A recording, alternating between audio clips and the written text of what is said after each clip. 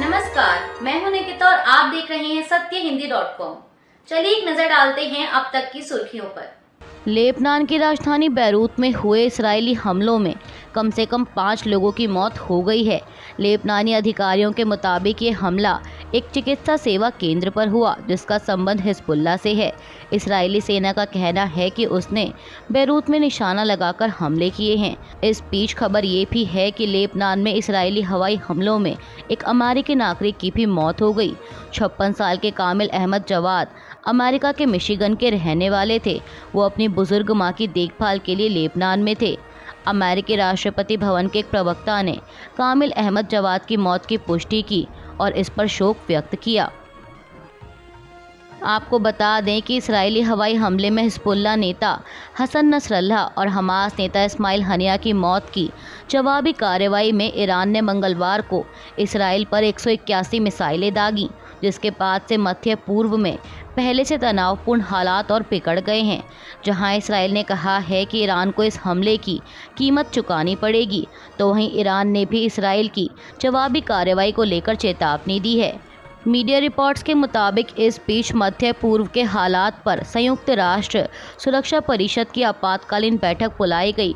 इस बैठक में यूएन महासचिव एंटोनियो गुटेरस ने कहा कि मध्य पूर्व में भड़की आग अब तेज़ी से भीषण होती जा रही है।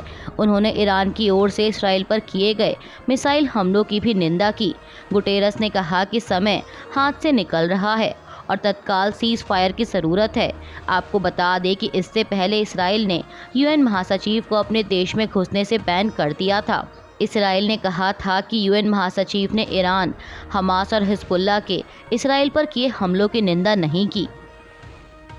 इसराइल और ईरान में जारी संघर्ष के बीच अमेरिकी राष्ट्रपति जो बाइडेन ने साफ किया है कि अमेरिका इसराइल की रक्षा के लिए उसके साथ खड़ा रहेगा। अमेरिकी राष्ट्रपति ने एक्स पर एक पोस्ट में लिखा कि आज सुबह मैंने G7 नेताओं के साथ इसराइल के खिलाफ ईरान की अस्वीकार्य हमले पर चर्चा की। इस दौरान ईरान पर नए प्रतिबंधों सहित इस हमले की प्रतिक्रिया को लेकर भी चर्चा की गई। मैंने इसराइल की सुरक्षा के लिए संयुक्त राज्य अमेरिका की दृढ़ प्रतिबद्धता की फिर से पुष्टि की है। लद्दाख के पर्यावरण कार्यकर्ता सोनम वांगचुक ने कहा है कि दिल्ली में हिरासत में लिए जाने के बाद भी वो खुश हैं, क्योंकि पर्यावरण से जुड़ा उनका संदेश ज़्यादा लोगों तक पहुंचा है। आपको बता दें कि सोनम वांगचुक को करीब 36 घंटे बाद बुधवार को रिहा कर दिया गया। पर्यावरण कार्यकर्ता सोनम वांगचुक को सोमवार की रात दिल्ली के पहले सिंघू बॉर्डर पर रोककर हिरासत में ले लिया गया था। वांगचुक लद्दाख को पूर्ण राज्य का दर्जा और संविधान की 6ठी अनुसूची में शामिल करने की मांग को लेकर लेह से दिल्ली पैदल पहुंचे थे। लेह से 1 सितंबर को शुरू हुई ये यात्रा करीब 1000 किलोमीटर लंबी है। वहीं बुधवार को गांधी जयंती के दिन रिहाई के बाद पत्रकारों से बात करते हुए वांगचुक ने कहा कि लोगों को साधारण जीवन शैली अपनानी चाहिए ताकि पर्यावरण को नुकसान से बचाया जा सके। उन्होंने कहा कि हमने सरकार को अपना ज्ञापन सौंपा है और आग्रह किया है कि वो संवैधानिक प्रावधानों के अंतर्गत हिमालय की पहाड़ियों को बचाने के लिए लद्दाख की रक्षा करें। शनिवार को होने वाले हरियाणा विधानसभा चुनाव से पहले आम आदमी पार्टी को एक और झटका लगा है। दरअसल पार्टी के नीलोखेड़ी सीट से उम्मीदवार अमर सिंह कल बुधवार को कांग्रेस में शामिल हो गए। पार्टी में शामिल होने के बाद सिंह ने कहा कि केवल कांग्रेस ही भाजपा सरकार को हरा सकती है, जो किसानों, महिलाओं, दलितों और अल्पसंख्यकों के साथ अन्याय कर रही है। पार्टी ने एक बयान में कहा कि वह पंजाब विधानसभा में विपक्ष के नेता प्रताप सिंह बाजवा की मौजूदगी में कांग्रेस में शामिल हुए।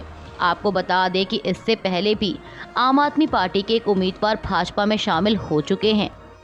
हरियाणा विधानसभा चुनाव को लेकर बड़ा दावा करते हुए राजस्थान के पूर्व मुख्यमंत्री और कांग्रेस के वरिष्ठ नेता अशोक गहलोत ने कहा कि हरियाणा में तो कांग्रेस की आंधी चल रही है, कांग्रेस भारी बहुमत से जीतेगी।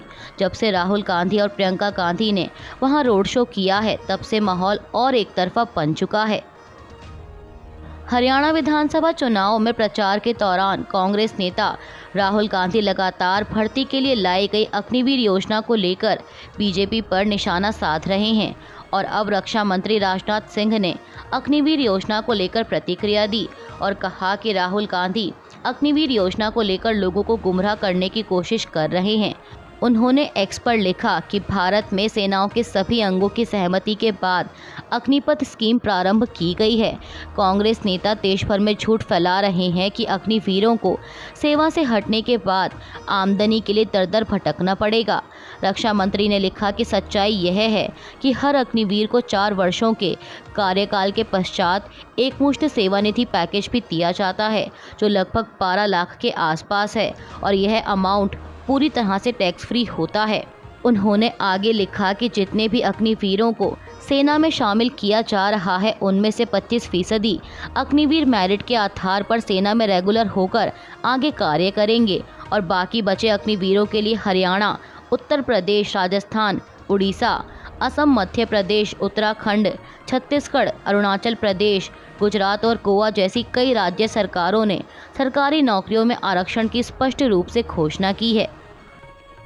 रक्षा मंत्री ने आगे यह भी लिखा कि यदि किसी अग्निवीर की सेना में कार्य करने के दौरान दुर्भाग्य से मृत्यु हो जाती है तो उसके परिवार को 1.5 करोड़ रुपए से अधिक का अमाउंट दिए जाने का प्रावधान भी किया गया है। उन्होंने कहा कि इस बार हरियाणा के अग्निवीरों के लिए भाजपा ने अपने संकल्प पत्र में साफ किया है कि हर अग्निवीर को सरकारी नौकरी दी जाएगी और यह बात स्पष्ट है कि अग्निवीर हम सबके परिवार की तरह हैं।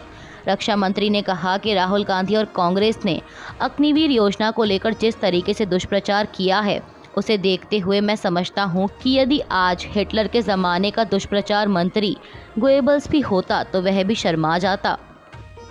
उत्तर प्रदेश की एक स्थानीय अदालत ने कहा है कि लव जिहाद का उद्देश्य जनसांख्यिकी युद्ध और अंतर्राष्ट्रीय साजिश के जरिए भारत के खिलाफ एक खास धर्म के कुछ असामाजिक तत्वों द्वारा प्रभुत्व स्थापित करना है। पीटीआई की एक रिपोर्ट के मुताबिक अतिरिक्त जिला न्यायाधीश रवि कुमार दिवाकर ने कहा कि हिंदू लड़कियों को अवैध धर्मांतरण के लिए प्यार के जाल में फंसाया जा रहा है और भारत में पाकिस्तान और बांग्लादेश जैसी स्थितियां पैदा की जा रही हैं। दिवाकर ने सोमवार को झूठी पहचान के तहत शादी, संबंध और गर्भपात से जुड़े एक मामले की सुनवाई करते हुए कहा कि अवैध धर्मांतरण देश की एकता, अखंडता और संप्रभुता के लिए एक बड़ा खतरा है। 7 फरवरी 1968 को हिमाचल प्रदेश के रोहतांग दर्रे पर भारतीय वायुसेना के विमान AN-12 के दुर्घटनाग्रस्त होने के 56 साल से अधिक समय बाद हादसे में लापता सिपाही मलखान सिंह के पार्थिव शरीर को रिकवर किया गया है। समाचार एजेंसी ANI के मुताबिक आज सुबह उनके पार्थिव शरीर को सहारनपुर में उनके पैतृक गांव लाया गया। आपको बता दें कि भारत के सबसे लंबे समय तक चलने वाले तलाशी अभियान में 4 और पीड़ितों के पार्थिव शरीर बरामद किए गए हैं। कांग्रेस अध्यक्ष मल्लिकार्जुन खड़गे ने दक्षिण कन्नड़ स्थानीय प्राधिकरण निर्वाचन क्षेत्र से कर्नाटक विधान परिषद के आगामी उपचुनाव के लिए पार्टी उम्मीदवार के रूप में राजू पुजारी की उम्मीदवारी को मंजूरी दी है। पश्चिम बंगाल के कोलकाता और अन्य जिलों में सामुदायिक दुर्गा पूजा की एक श्रृंखला का उद्घाटन करते हुए मुख्यमंत्री ममता बनर्जी ने बुधवार को आरोप लगाया कि कुछ लोग दुनिया के सामने राज्य की छवि खराब करने की कोशिश कर रहे हैं। आपको बता दें कि आरजीकर मेडिकल कॉलेज और अस्पताल में 9 अगस्त को एक महिला डॉक्टर के साथ बलात्कार और हत्या के बाद पूरे देश में और दुनिया भर में कुछ जगहों पर बड़े पैमाने पर विरोध प्रदर्शन हुए हैं। इस बीच मुख्यमंत्री ममता बनर्जी ने कहा कि जो लोग दुनिया के सामने बंगाल की छवि खराब करने की कोशिश कर रहे हैं उन्हें एक दिन एहसास होगा कि वे जो कर रहे हैं उससे वे खुद को मुक्त नहीं कर सकते। हरियाणा के लोगों से भाजपा के चुनावी वादों पर भरोसा न करने की अपील करते हुए कांग्रेस अध्यक्ष मल्लिकार्जुन खड़गे ने बुधवार को आरोप लगाया कि प्रधानमंत्री नरेंद्र मोदी झूठ बोलने में माहिर हैं और भाजपा अतीत में मतदाताओं से किए गए वादों को पूरा करने में विफल रही है। हरियाणा के चरखी दादरी के पादरा में एक चुनावी रैली में खड़गे ने किसानों से कर्ज माफ़ी और MSP पर कानूनी गारंटी की मांग समेत कई मुद्दों को लेकर भाजपा पर निशाना साधा और दावा किया कि लोगों ने राज्य में कांग्रेस को सत्ता में लाने का मन बना लिया है। उन्होंने कहा कि आज महात्मा गांधी और लाल बहादुर शास्त्री की जयंती है। महात्मा गांधी ने हमें सत्य और अहिंसा की शिक्षा दी है। मैं यह नहीं कहना चाहता कि सत्ता में बैठे लोग कितना सच बोलते हैं और कितना झूठ। छत्तीसगढ़ सरकार की 2 योजनाओं का नाम 5 साल में दूसरी बार बदला गया है। भाजपा सरकार ने इनका नाम बदलकर जनसंघ के दिग्गज नेता दिवंगत दीनदयाल उपाध्याय के नाम पर रखा है। नगरीय प्रशासन एवं विकास विभाग की योजनाओं का नाम पहले उपाध्याय के नाम पर रखा गया था, लेकिन 2019 में कांग्रेस सरकार ने इनका नाम बदलकर दिवंगत प्रधानमंत्री राजीव गांधी के नाम पर रख दिया। और अब एक वरिष्ठ अधिकारी ने पीटीआई को बताया कि एक बार फिर मूल नाम बहाल कर दिए गए हैं। अभी के लिए बस इतना ही। बाकी की खबरों के लिए बने रहिए सत्यहिंदी.com के साथ।